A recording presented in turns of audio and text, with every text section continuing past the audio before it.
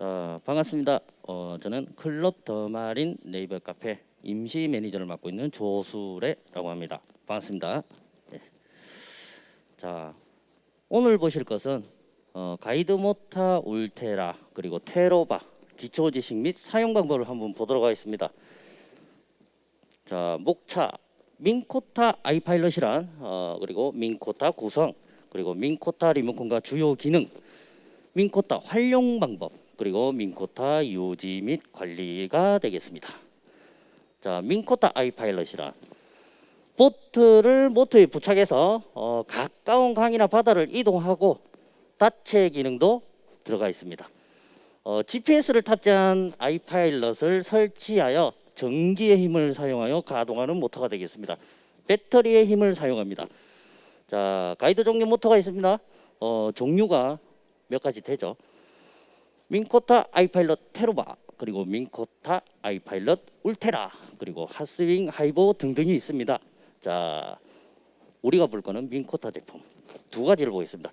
민코타 테로바와 민코타 울테라 두 가지가 있습니다. 자, 보시면은 수동 스위치부터 시작해서 기능들이 몇 가지 있어요. 자, 보도록 하겠습니다. 수동 스위치.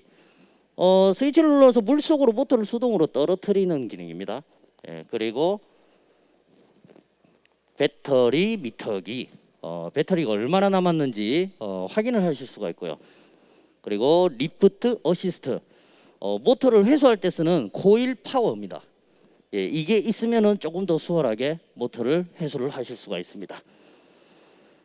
자, 수동 트림 락.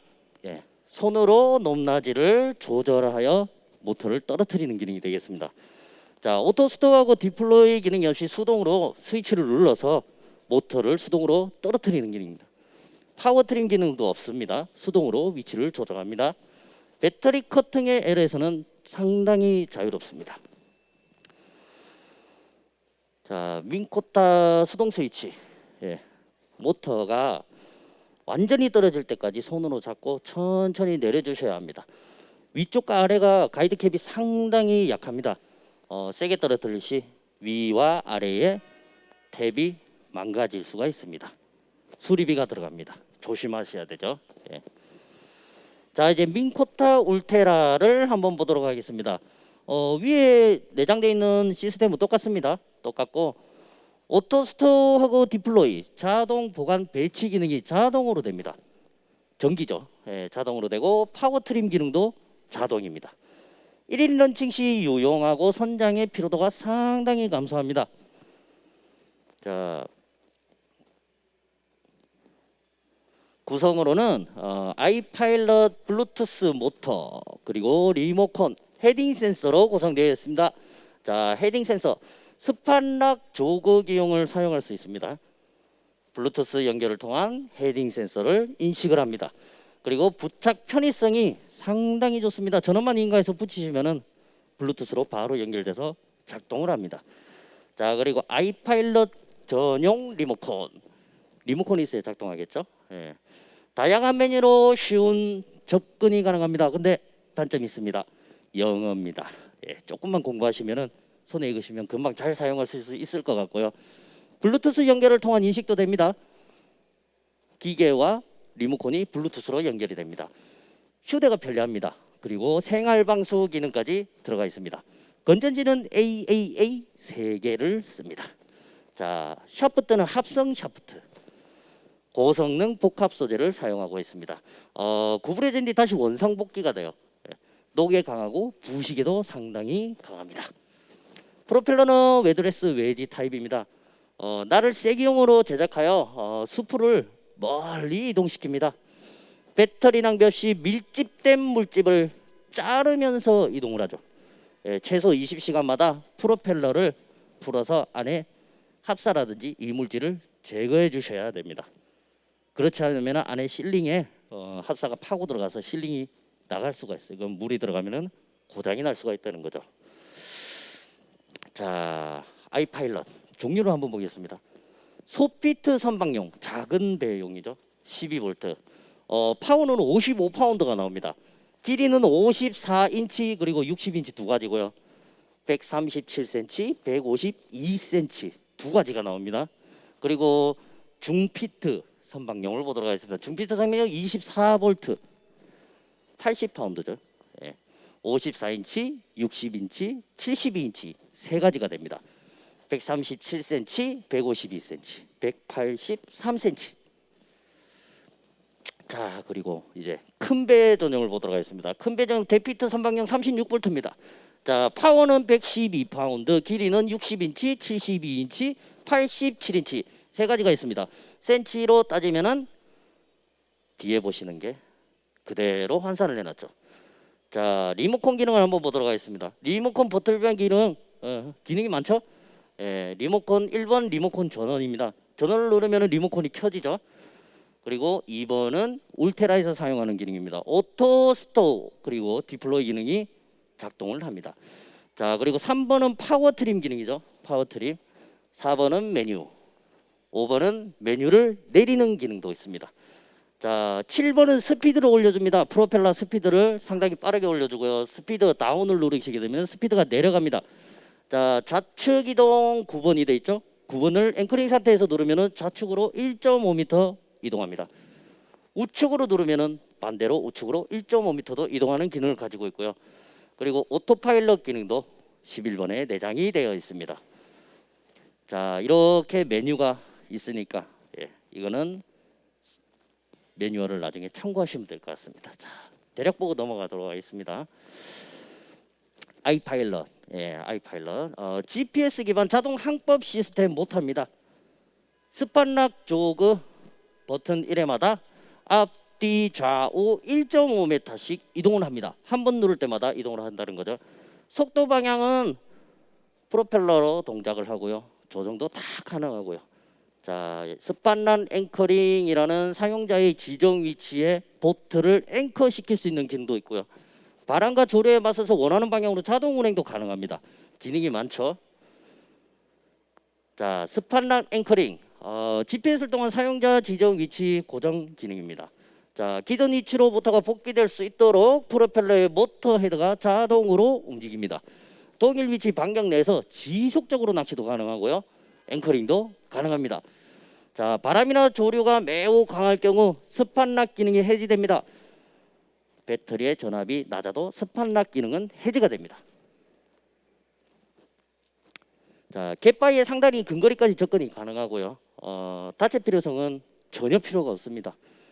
자, 배를 후진으로 접근해야 되죠. 예.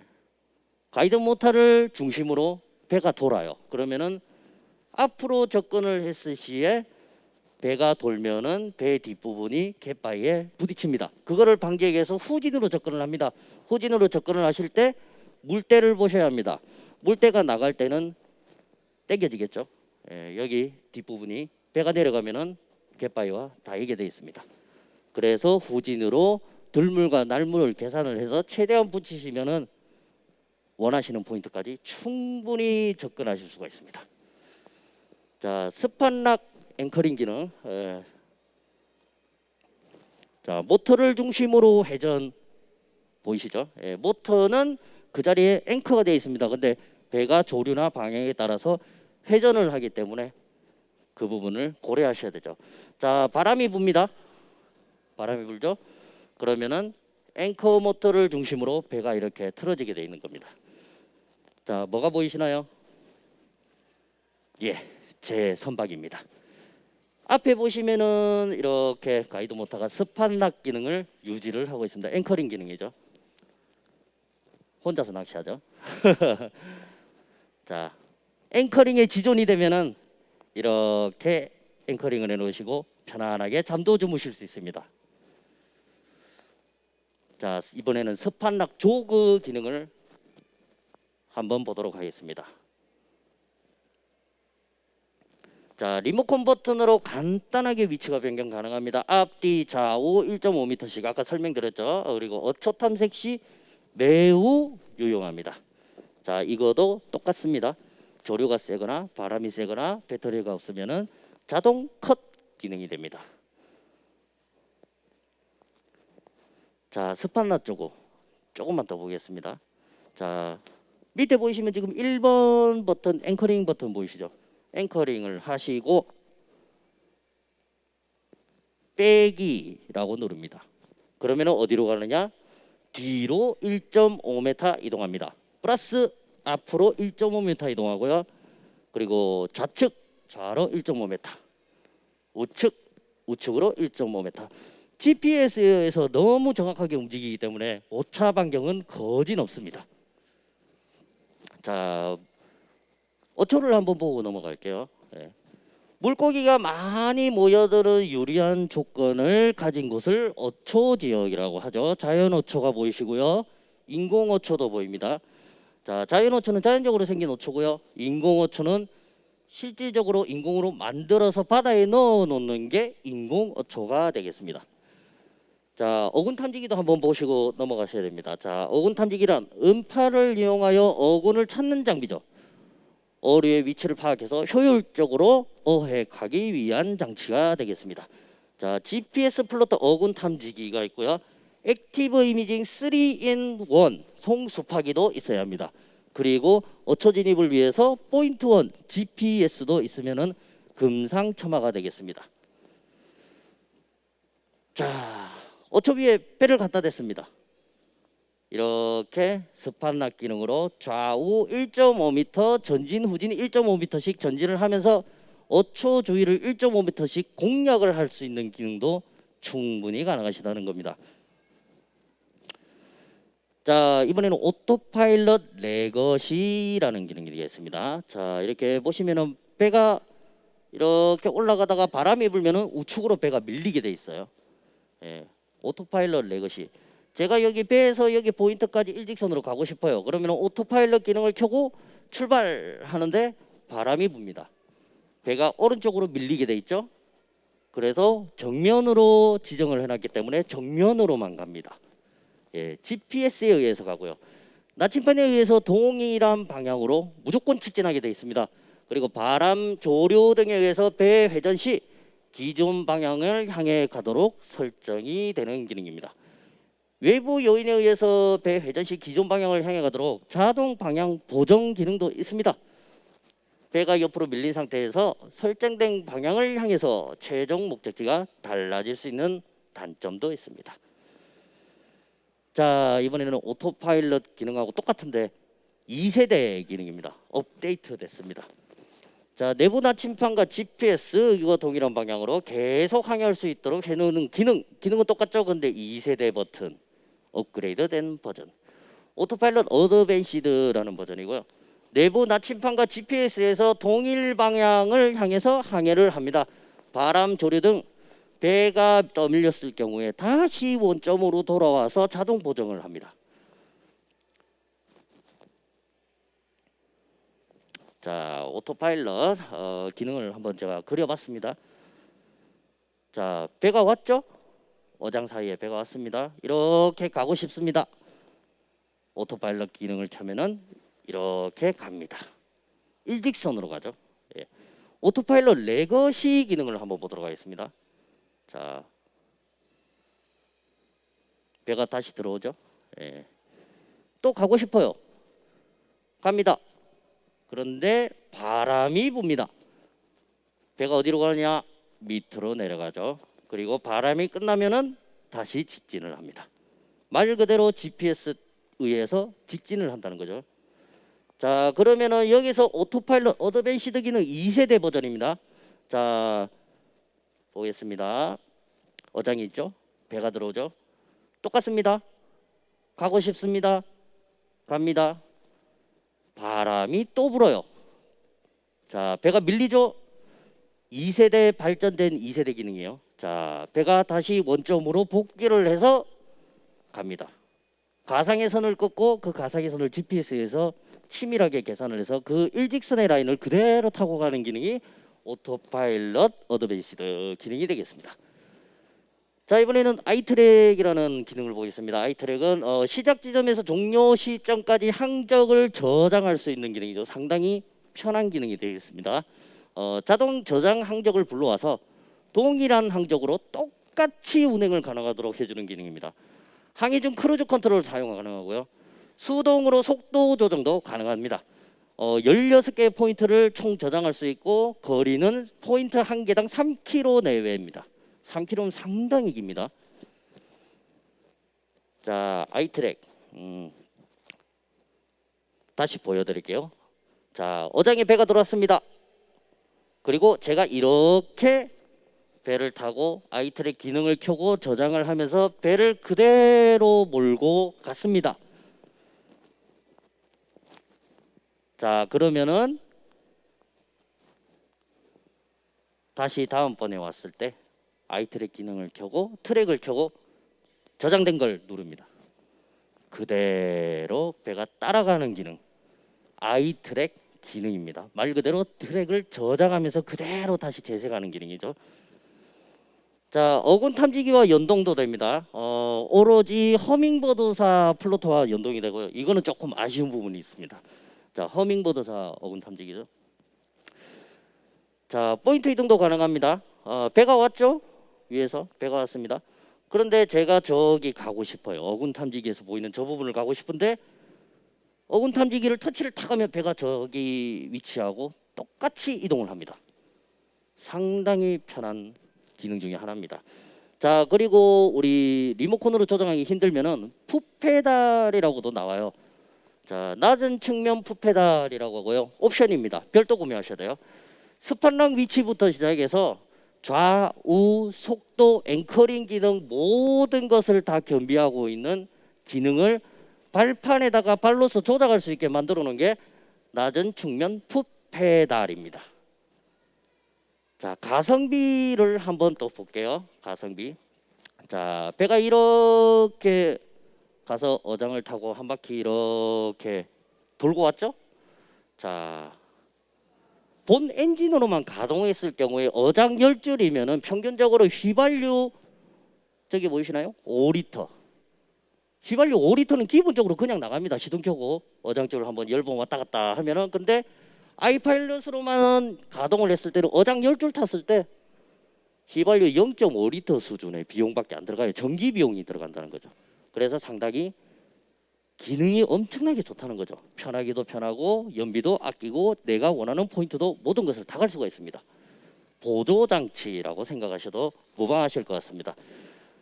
자, 유지 관리 방법을 한번 보도록 하겠습니다. 쓰시고 나면 유지 관리를 하셔야 되죠. 사용한 물에는 깨끗한 물로 씻으시고 마린용 실리콘 스프레이를 뿌려서 부드러운 면포로 닦아줍니다. 조금 관리가 조금 까다로워요. 근데 제가 하는 관리에 비해서는 상당히 저에게 만족스러운 느낌을 주는 것이 이 아이파일럿 기계가 되겠습니다. 자, 정기적으로 프로펠러에 감긴 낚싯줄, 수초를 제거해 줘야 됩니다. 제거를 안 해주시면은 프로펠러가 돌 때 파고 들어갑니다. 안쪽으로 파고 들어가면 안에 방수 실리콘이 있는데 방수 실리콘을 깔아 먹어요. 방수 실리콘 깔아 먹고 나면은 안에 해수가 침투를 해서 모터가 사망하는 일까지도 생깁니다.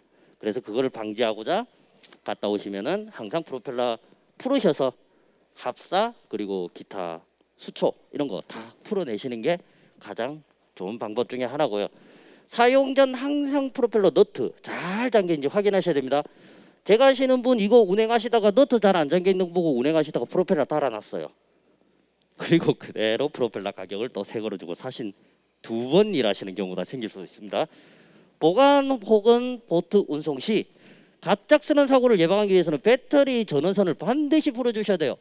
이거 만약에 파워뱅크가 이렇게 같이 꽂혀 있어요. 꽂혀 있는데 사고가 난다든지 앞에가 부딪혀서 파손이 된다든지 하면은 파워뱅크의 전원이 붙기 때문에 잘못하면 불이 날 수가 있습니다.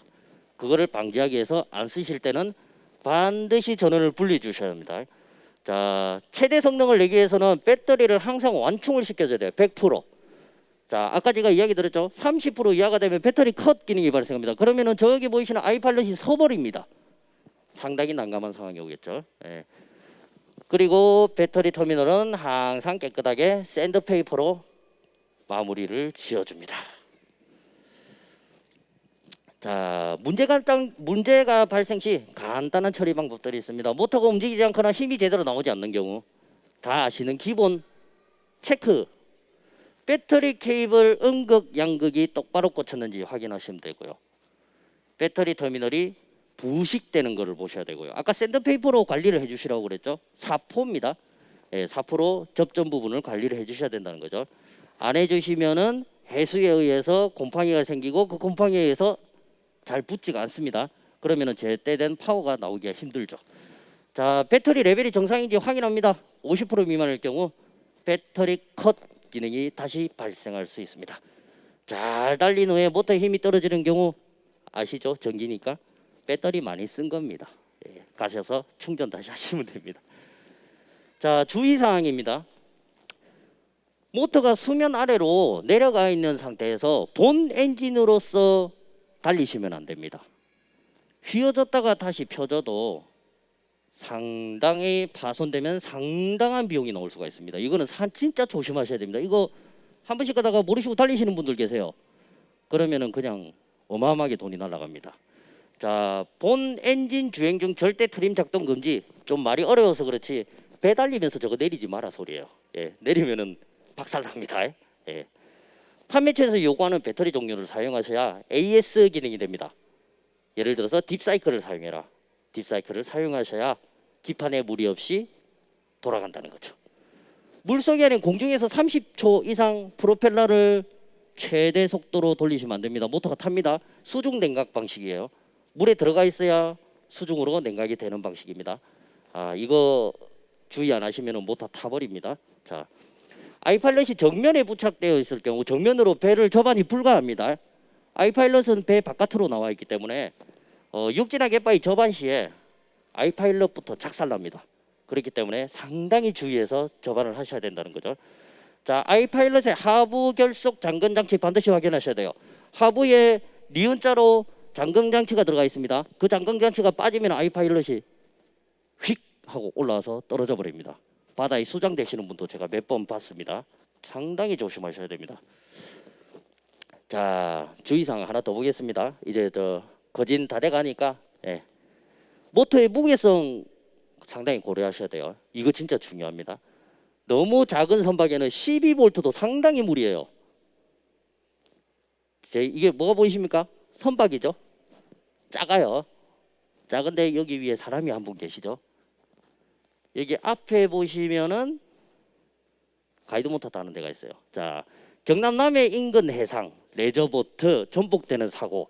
작은 배에 가이드 모터 무거운 거를 앞에다 다니까 중심점이 앞으로 가게 돼 있어요. 그러면 앞에서 파도가 큰 게 오면은 배가 잠겨서 이렇게 된다는 거죠. 제가 아는 형님입니다. 잘 살아 계십니다.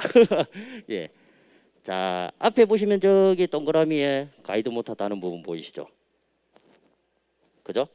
이게 무게가 얼마 안 나가도 무게 중심이 앞으로 가게 되면은 배가 달릴 때 앞에서 파도가 오면은 배가 눌러지기 때문에 파도가 넘어 들어와서 배가 뒤집어지게 돼 있어요. 이걸 상당히 조심하셔야 됩니다. 자, 감사합니다. 여기까지입니다. 저는 클럽 더마린 네이버 카페에 임시 매니저를 맡고 있는 조수래라고 했습니다. 감사드립니다. 좋은 휴일 되시기 바랍니다.